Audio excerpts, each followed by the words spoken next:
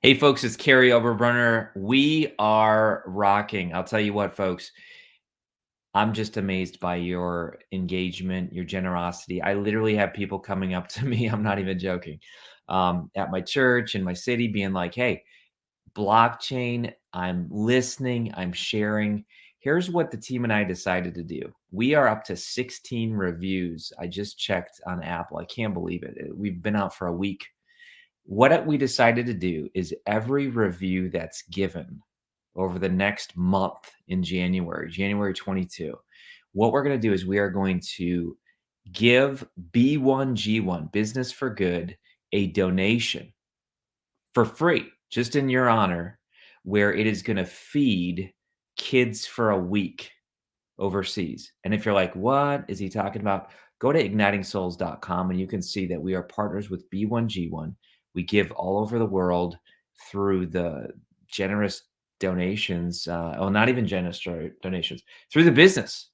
You know, we're making business, and we just say, look, let's give part of that to people around the world. So literally anytime from now forward, review 17, 18, 19, 20, I'm going to read your first name, thank you publicly in an upcoming episode, and we're going to write a check for the kids. All right. So thanks so much. I'm bringing on an amazing guest today. We are talking about a brand new topic for many people. It's called DAOs. So join me, Eric Diaz. How you doing today, my friend? How you doing, Kary? I'm doing great. Thank you for having me again. I love engaging with you. Oh man, I'll tell you what, hasn't it been amazing the interest? I mean, it seems like the world every day, I don't know if Facebook knows now that I like the topic, but I'm getting sent NFTs, blockchain, crypto, like everyone's talking about it. So Mhm. not a lot of people have heard about DAOs. What does Yeah. DAO mean? How did it come about? And why is it important with authors and blockchain and really any listener? Yeah. It's an interesting topic to talk about. Like I said, not a lot of people know what they are, but it's something that I see going forward could have a lot of impact and change the way a lot of things work with governance. And when I mean governance, I don't mean necessarily like the government. I mean the way rules are set, whether it is through a community or an organization or a club with your buddies, whatever it may be. So just to get into it, a DAO, DAO, stands for Decentralized Autonomous Organization. And the way this came to be was essentially, as we've spoken to before, smart contracts is this code that once conditions are met within certain parameters, that things are executed, right? Mm, So these conditions and these parameters had to be set by somebody.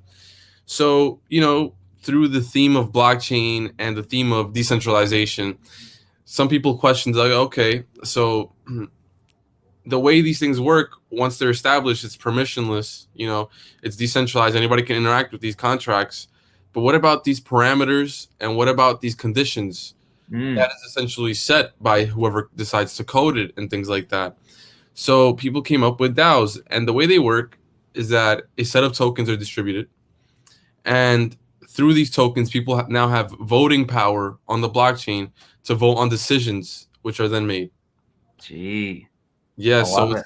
it's interesting. So, like I said, it started first with, very, hardcore blockchain ideas. Mhm. It started with, decentralized finance.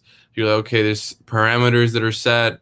Who decides to create these parameters, and they also wanted to spread control. Okay. So a DAO is a version of way of kind of spreading out this control, decentralizing it. And then, it's interesting. For example, Kary, let's say you're a part of a DAO Mhm. and you no longer want to be a part of it. You're not, it's not your thing anymore. You don't like that the theme that it's going. You can now Mhm. sell these tokens. You can sell your voting power to somebody else. Wow. I can come along and say, "Hey, Kary, I'd love to have a say in that organization. I've been seeing it from the background. I'd love to buy your tokens, and we can arrange that." So I that's love this. I love this. You know, it's almost like, I mean, I like football, and the Green Bay Packers is kind of known in the world as the team that's owned by the fans, mhm. right? It's very rare. It's very unique.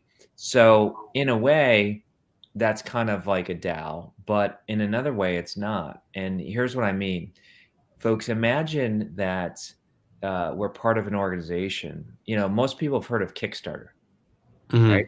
Hmm. Yeah. GoFundMe and Kickstarter. In a way, that's a very manual process. But if we were to say, listen, if we raise X amount of money, then we're already going to pre-decide with our DAO that 10% is going to go feed the kids in Yugoslavia, Hmm. and 5% is going to go to human trafficking, rescuing slaves. I mean, we could literally preload a set of decisions that happen with a smart contract, but then the DAO would essentially be, you're saying, the governing body that, so I mean, in a way, this literally takes away governments. I mean, it could, It could, yes. because right now we have House of Representatives and senators, which represent the people in the United States, and then they have a vote, which is Hmm. supposed to represent the people. But you're telling me if you're part of a DAO, you get the vote. And then on top of that layer, you could even have a smart contract that has a self-executing, essentially, decisions. Hmm. Your conditions are met. That is nuts. I'm trying to think of use case scenarios. Like, Oh, there's a lot. I'll get into that. Well, first, what you were describing were charity DAOs. Those exist, oh literally wow, for shut the up, point. really? Yeah, yeah, for the point of charities. And what's interesting is, um, they serve kind of a double purpose because where you can distribute these tokens, let's say for free, or you can have it set up where it's a token sale, and the people that are buying in are receiving these tokens that represent voting power, so that those funds now belong to the DAO, and you belong voting power on how those funds are going to be used. You Jeez. understand? So it's now it has like a different use case where it's like Oh sort my of like gosh. crowdfunding where the crowd gets to decide what to do with the money. That's so So good. so people might have heard of DAO recently. It became big news because there was a DAO created to buy one of the last few copies of the physical Constitution. The I'm Constitution. I'm looking at the article right now, Yeah. because Pete or somebody told me about this. It says the crypto investors who raised 47 million to buy a copy of the Constitution lost their bid. So this Mhm. almost happened. They raised $47 million, Kary, in less than 3 days, all through Twitter. What?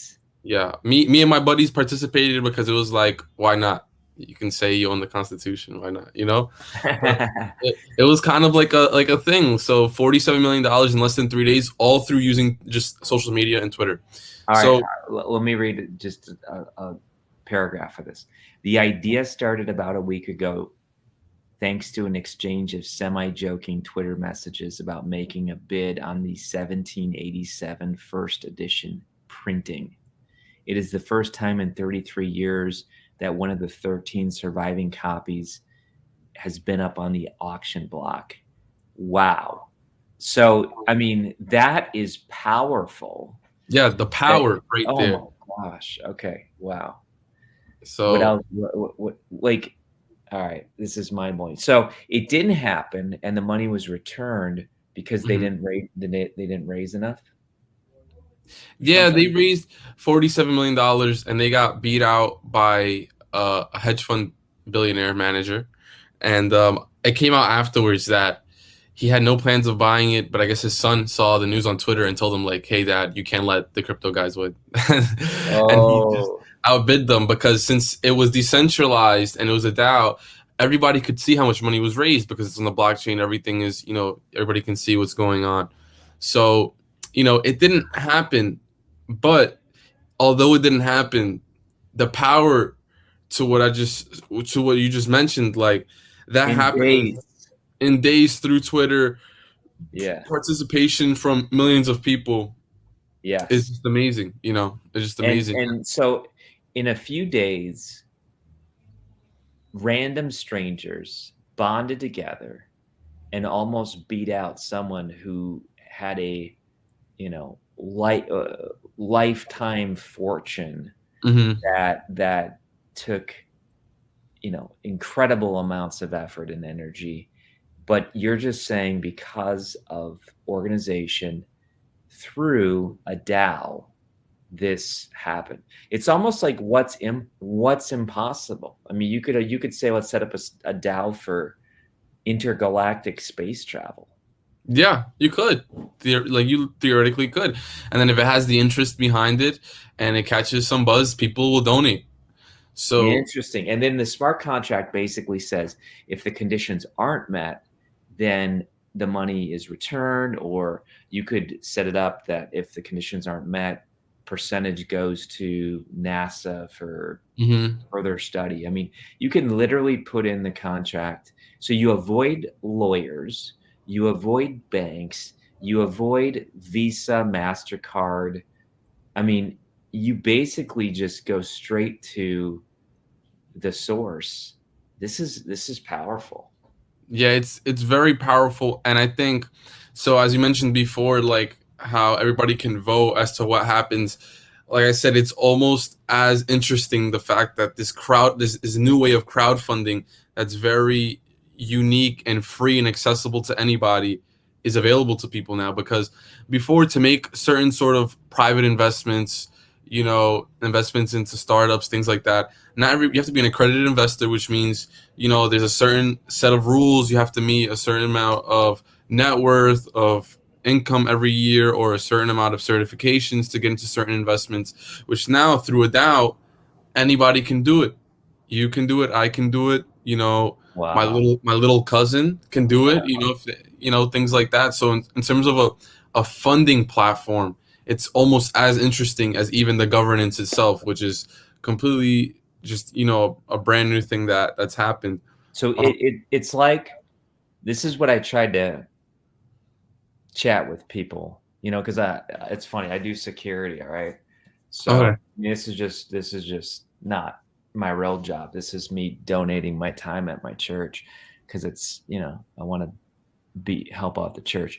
But I was talking with the fellow security guys today, and it's interesting because some of them were like, "Oh yeah, crypto, I've heard about that," and blah blah blah. And there was some negativity and ignorance about it.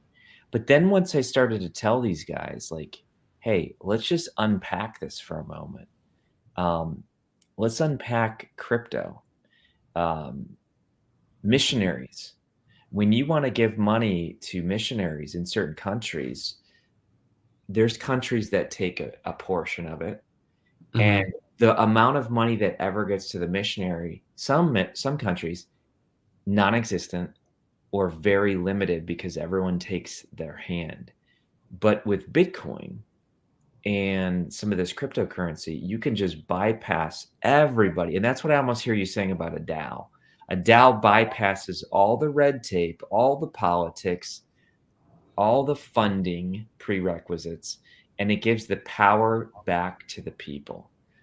Do you see any dangers with DAOs? Do I see any dangers with DAOs? Yeah, because what happens is two things. What I will say about DAOs is there are DAOs where it's completely the token and the contract directly, and that's could be more for sort of a very sophisticated financial model where everything resides in code, right? Versus a constitution, there had to be somebody at the auction house bidding on behalf of the Mm, DAO. So that's a little bit different. They have people that they obviously buy in majorly to the DAO, so through that they have like higher governance, and through mm, that they can sort of become like sort of a board of directors that then carry, because something like the constitution, there has to be actual physical people carrying out the duties of, let's say, bidding at the auction, you know, yes, yes. you know Wow. things like that. But there are, I could see there are dangers, because one thing that this could present is two things. It could present a more truly form of free democracy, whereas like as you mentioned today, in the government, there's like representatives, I'm not familiar too much with the political framework we have, but I know there are people in place that help carry our decisions. And, Mhm. whether they are truly sincere to our vote or whether all of our votes get counted, as in like maybe the whole community doesn't vote. I know a lot of people don't vote. Some people do, things like that. So a DAO could create sort of a more directly tapped into the crowd, as I would say, or into the community to get a direct answer as to what decision that the people actually want to make. Now that can be good or that could be bad. Here's what I think is going to happen. I'm going to take a real big guess here. Last election, I knew a lot of people that were in this third group. They didn't really stand for the full Democratic Party and all their issues. They didn't stand for the full Republican Party and all their issues. You could literally have, for the first time ever, a fighting chance at a third political party within a DAO. Now, I Yeah, mean, what do you think? yeah, something like that could happen because that could raise enough funds to do that. Because a lot of things that represent challenges are first voting power, but also funds to run a campaign and things like that. Yes. So creating a DAO, that is something very interesting. Because it's What not I just financial. The DAO isn't just a financial mechanism. It could be governance mechanism, it could be a decision making political party. mechanism. Yeah. Yeah. So that is interesting. I'd say with government through voting, it doesn't necessarily have to be a DAO. I know examples in Wyoming. They're already integrating blockchain tech with their local elections because that could stop, fraudulent voting, Yeah. voter fraud, things like that. Because blockchain, the beauty of blockchain, everybody can see what's happening. So let's say if you were to hand each citizen with their, like, let's say registered address, a token, they can then take that token and deposit it to either this or this, and that could represent their vote. That's a very primitive way of thinking about it. I know through code you can make this more sophisticated and more efficient, but it could be even as primitive as that. So, okay, if this wallet receives more coins than this wallet got more votes. I'm just putting it Yeah. really simply, but that's, blockchain can have roles in voting to prevent voter fraud, but also make it, let's say, permissible to do electronically, let's say from your home, Yeah. your computer, or from I totally saw that. I your mean, phone. yeah. Oh, yeah. When I saw blockchain and then I saw all the drama around the election and, every vote counts, every real vote counts, and Mhm. how it almost tore apart our country, I thought next election, 100% blockchain is going to be in vote. Yeah. Well, I'd hope so. I know that, unfortunately, with the government and the way things work, the government is slow, of course, and also the technology is new, so people may not understand the technology. People may not be willing to adapt to the technology. The government itself might not understand it to the point they're willing to make that drastic shift to put their hands of the country's election into Mhm. technology that's fairly new.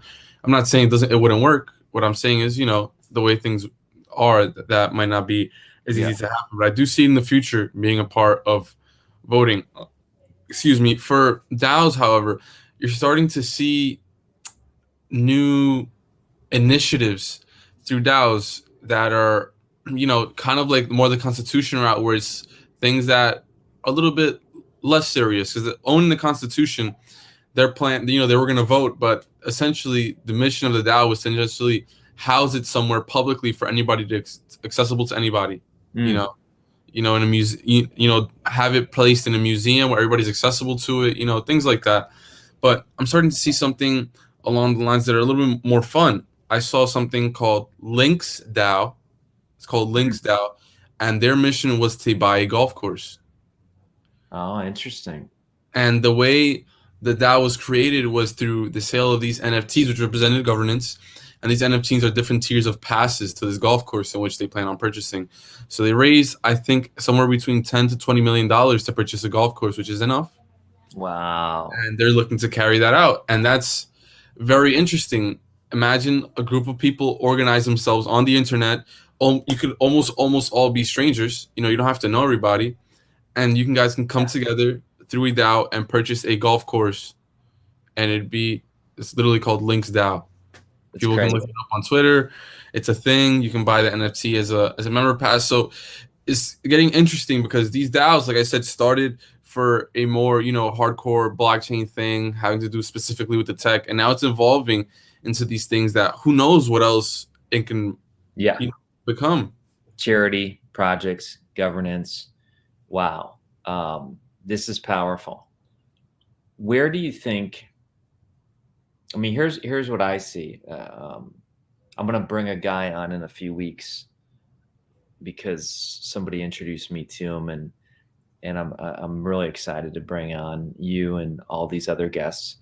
But this gentleman basically talked about Burning Man. You ever hear about Burning Man? Yeah, yeah, of Yeah. course.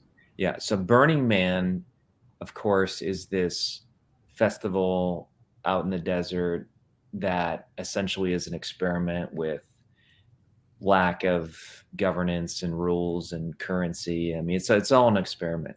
Hmm. And because of COVID, I'm told that they didn't have Burning Man for a couple Yeah. years, I guess. So instead, what they did is that Burning Man created an experience in the metaverse. Oh wow. You see what I'm saying? So now you're starting to see these integrations between, okay, fine, the pandemic shuts us down. We'll just do the community and the experience in the metaverse. Now you could create a DAO essentially for Burning Man, Hmm. right? I mean, any community that you need, that is it always the banner of governance? Is that kind of what a DAO is? Yeah, the fundamentally that's what DAOs came to be. They came through to be a form of governance through blockchain that creates, these holds these decentralized values where, you know, voting power, decision making is held in the users which hold these tokens. And I know, now it expands to metaverse projects, where these games that we talked about in our last episode, where these games have their version of governance tokens where people Yes. make decisions, let's say within the game, like let's say players aren't liking the way the economics of the game is flowing, or they aren't liking, let's say, a certain thing that certain characters can do that they feel is, you know, extreme, Cheating or whatever. yeah, or Yeah. cheating or things like that, or it's too much for people to handle in the game. They cannot vote on this. So it kind of stretches to almost anything, any project, charity, you know, whether they want to fund to buy something, they can, decide everything through the actual user, Wow. which, Um, that's crazy. it continues through the theme of blockchain. And the fact that we mentioned just the constitution and the golf course, it's like, it strikes me like, okay, what else can really be next? Because it seems like almost anything is possible now. Somebody, a DAO can come together and buy a stadium, a Oh DAO can my come gosh. together and buy a Yeah. sports team, because these, just as long as enough people get together on the internet and a DAO is created, it seems like almost anything is possible in the future. Yeah. And of course, lawyers and bankers are part of a lot of these things. But like you're saying, blockchain then integrates currency, and then it integrates smart contracts, and then it integrates fundraising. I mean, it truly, and this is what I want people to realize. I've had some people come up to me like, "Oh, I saw your new direction. It's crypto." I'm like, "What? Hold on." I said, "It's blockchain. Blockchain is literally changing the world, and crypto is one use case or expression of blockchain, but it's distributed trust, and every relationship is built on trust. Try to think of a organization that doesn't have governance. I mean, school board. Hmm. I'm part of a, what do you call it? We live in a neighborhood where there's a housing association, Uh-huh. churches, businesses. I mean, I have a client named Deborah Brown she runs the national governance uh, company in Canada, and she's essentially a consultant. But try to tell me, like, even a family runs on governance, Yeah, right? yeah, yeah. Gangs run on governance. Um, it's how we live and breathe and move and work. So, wow, this is unbelievable. So we talked about potential dangers. Do you think even video games, I know you just said like the metaverse, but could Fortnite or something like that say, you know what? We want to expand the decision power to the players. Mhm. They could create a DAO. Yeah, very, very much so. They can create a DAO and say, for example, I know, in Fortnite, there's like different guns, right? Every so and so often, they either remove a gun from the game, or they can add a new gun to the game, or they can take the power of a gun away from it. Because let's say people complained online. That happens Mm, often. Like people complain, like, "Oh, this gun is too crazy." People yeah, are doing too well. It's like it's not cheating, but it's a little bit like overkill. Like these people yeah, are, it's too much. And then every once in a while they decide to do that. So through a DAO, it can give truly power back to the players, and players can decide because they play the game all day. They can decide, okay, maybe this sniper oh my is gosh, good, or maybe this sniper is too extreme. Like whoever has the sniper in the game ends up winning all the time. Things like yeah, that. One of the dangers though that I could see with DAOs is this. So let's say anybody who has a Fortnite account, they distribute all the governance tokens equally to all the players. Let's say all the players get 5 tokens, and they represent their voting power.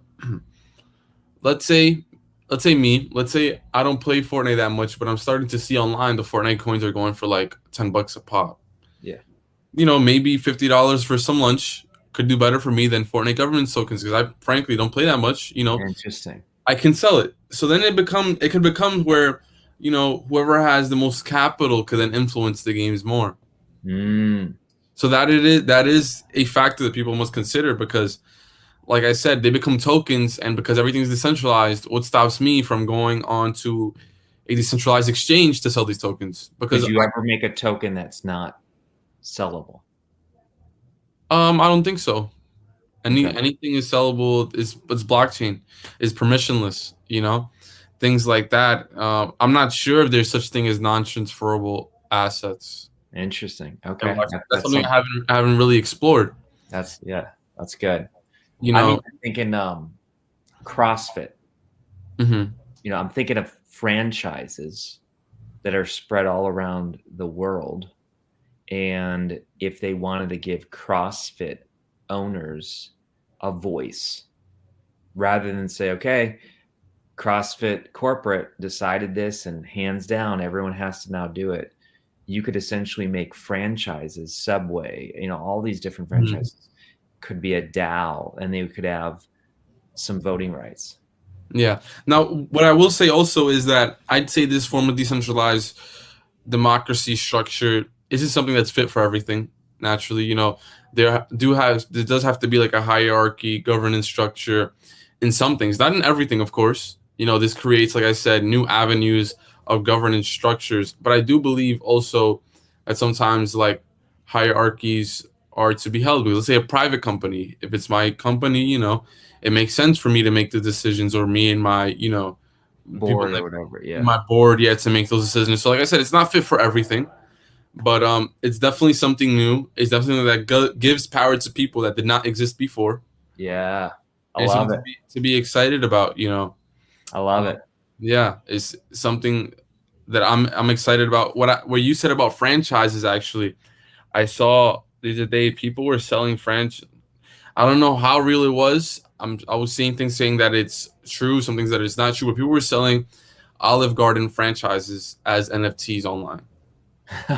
So it's just, kind of to steer people in certain directions. Like things aren't impossible. Like these things might sound extreme or crazy, but it's things that are coming on the horizon, whether Oh it's yeah. Oh this yeah. year, 10 years from now. The technology is there. People will utilize it because, like I said, it offers certain benefits that don't exist today in other forms of technology. Yeah, I mean, I saw just headlines about Disney Plus entering the metaverse. Hmm. And Marriott is now entering, so tourism. And I think that people at first they kind of scratch their head and they say, "Huh, I don't really get it." And that's what I heard a lot. But my advice has been, "Hey folks, keep listening to the episodes because I think I told you, I showed you a picture. We just had our mastermind in town, Fire Ring. Hmm. And at one of the dinners, someone wanted to talk about um, metaverse and Bitcoin and blockchain.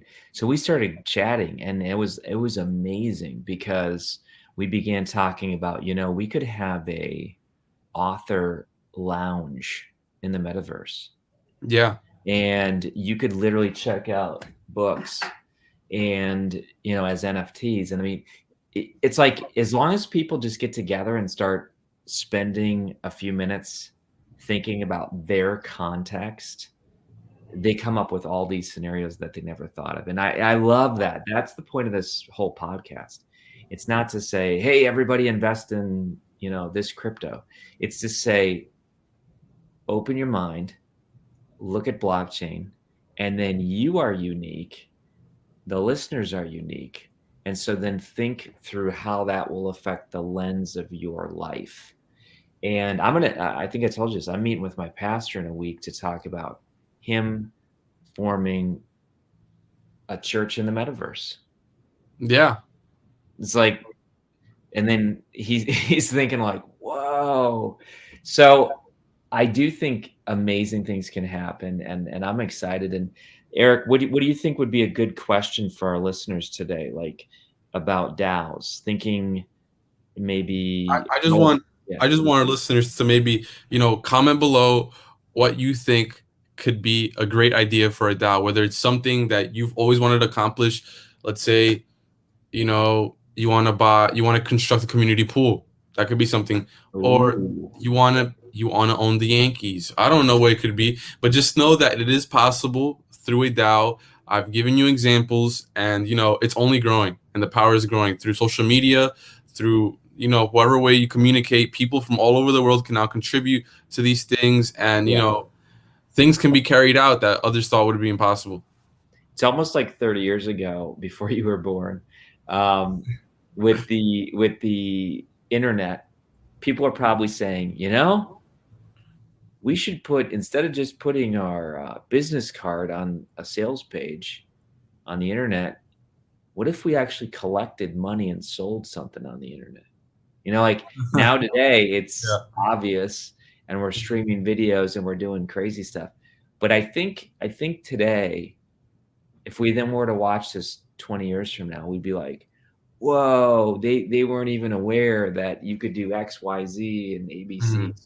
So that's what it takes. It takes people jumping in this conversation and then just using imagination. Yeah, Right? I mean, you agree? I know. I definitely agree. And some people might say, okay, sure. Let's say the Constitution, for example. Sure, like I guess I can buy into the Constitution, but what can I really do with that then? What do I really want to decide? It's cool. I could say I own it, but what do I really care? What to decide to place it and things like that. And something I would say is, let's say the project or the DAO that you invest in or create in, let's say that the golf course. For example, let's say somehow that golf course becomes extremely popular because of the story. Now people Mm, want to go. So now there's more demand. There's only a set amount of tokens or passes or governance, to access this course. The value of your governance might just drastically increase just because of pure demand. So, have that in mind. If you ever see a DAO that you may be interested in, that's un- true. understand the vision, understand, not just the immediate decisions that you made now, but how it could play out in the future, because it could be something that could, change your life as well. Well, that's interesting because I am from Wisconsin, and there is a joke when my cousin got married. He married someone who had season tickets and part owner to the Packers. Hmm. And the joke was, hey, John married, the woman was named Kary. John married Kary just so he could get in to the Packers, and I know it was a joke, but the point is that it was highly valuable. And Yeah. there's people that put their kids on the list Hmm. the day they're born, and they don't get tickets until they're like in their 60s. So I want people to realize, like, that's a really good point, Eric, that you just mentioned, that the value of a DAO could massively increase. It's good. Yeah, depending on what the purpose of it does, how it's carried out, the decisions that are made, the popularity behind the demand, things like that, it can all play out in many different ways. Wow. Yeah, I mean, imagine if Disney years ago had a DAO, and now you, as one of 100 people in the world, get to decide what the next roller coaster is going to be. Yeah. Pretty Yeah. slick. Yeah. Well, folks, this is great. Remember, don't forget about the reviews. Why do we want reviews? Because we want more people to get this information. We believe that if the whole world can be in touch with blockchain, I'll close with this, Eric. I'll bring on this guest that I mentioned in a few weeks. I just started listening to him on YouTube, but he says that we are coming out of the information age, and the new age is the imagination age. Mm-hmm. And he says that blockchain and crypto and smart contracts and NFTs, that these are the tools that will make the imagination age essentially limitless. What do you think about that? I definitely agree. As I learned more and more about the technology and the things that are starting to be accomplished, like I said, I think it's limitless. Like I said, they raised in 3 days over Twitter out of nowhere $47 million to buy a constitution because people thought it was funny. Things Yeah. like, okay, so what if people got serious about a certain thing they wanted to do with a certain amount of money, things like that. So to me, like I said, it's definitely limitless. Like I said, it's all about creativity. So I want the listeners to comment what they would create a DAO for, because I'm interested to hear people's ideas. Oh, that's good. That's good. Yeah. All right, folks. Well, listen, thank you so much. You'll hear from Eric again in the future. And I love these chats. And Eric, thanks for being here today. Of course.